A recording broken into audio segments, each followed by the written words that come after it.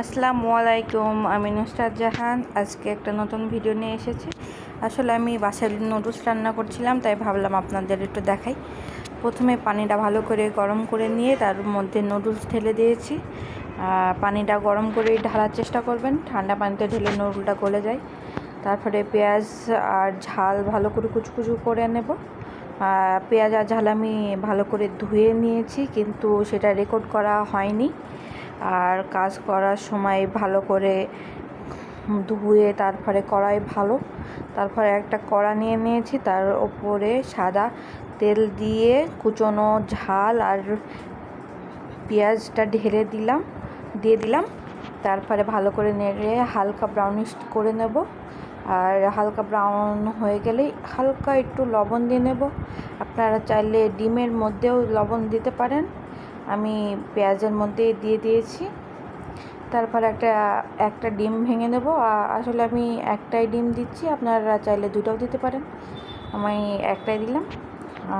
আর লবণটা আপনি ডিমেও দিতে পারেন, আমি আর লবণ পেঁয়াজে দিয়েছি বলে আর ডিমে দিলাম না। তারপরে হালকা একটু হলদি গুঁড়া দিয়ে দিব। একটু হলদি গুঁড়া আমি এমনিতে রান্না করলে দিই না, কিন্তু আমার শাশুড়ি একটু ডিমের গন্ধটা পছন্দ করেন না, তার জন্য আমি হালকা করে একটু হলদি গুঁড়া দিয়ে দিয়েছি। হলদি গুঁড়া না দিলেও হয়। দিয়ে ভালো করে হলদি গুঁড়াটা ভালো করে ভেজে নিতে হবে, না এই হলুদের গন্ধ ছড়াবে। তারপরে ভালো করে নেড়ে নুডলসটা ঢেলে দেবো। আসলে নুডলসটা আপনারা একটু ভালো করে ডালবেন, আমি একটু ঢেলতে গিয়ে আমার সাইড থেকে পড়ে গেছে। আপনারা একটু ভালো করে ঢেলে দিবেন। আমি সব সময় একটু অগোছালোভাবে কাজ করি, আমি যাতে পারফেক্ট করার চেষ্টা করি না কেন, ততই আমার সাথে কিছু ভুল হয়ে যায়। তারপরে যাই হোক, তারপরে ভালো করে ওটা মিশিয়ে নেবেন, ডিম আর ওই যেটা আগে থেকে করে রেখেছিলাম সেটা ভালো করে মিশিয়ে তারপরে আসলে নুডলস রান্না কাউকে শেখানোর কিছুই না। আমার বাসায় আমি যেভাবে রান্না করি সেটা আমি আপনাদের বলছি। আমি জানি সবার বাসার নিজস্ব একটা রেসিপি আছে, আপনি চাইলে করতে পারেন আর না চাইলে না। আর নুডলসের মধ্যে যে প্যাকেট মশলাটা ছিল আমি ওটাও দিয়ে দিলাম, আর একটু চেক করে নেবেন, লবণ লাগলে একটু লবণও দিয়ে দিবেন। আমি আর একটু হলুদ দিলাম।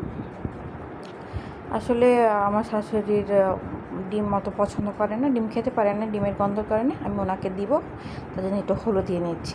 আর কালারটা ওনাকে সুন্দর হয়। আগে নাকি মানুষ হলুদ দিয়ে নুডলস রান্না করতো, তার জন্য আমি এটা চেষ্টা করলাম, ভালোই লাগছিল। আমি খেয়ে আপনারা বানিয়ে দেখতে পারেন, ভালোই লাগবে খেতে, হলুদের কোনো গন্ধ আসে না। তারপরে ভালো করে নাড়াচাড়া করে ভালো করে সব কিছু মিশিয়ে নেবেন, তাহলে তো হয়েই গেল। তারপরে মিশানোর পরে একটা সুন্দর পাত্রে ঢেলে নেবেন। আর এই ভিডিওটা এখানে শেষ করছি। আল্লাহ হাফেজ।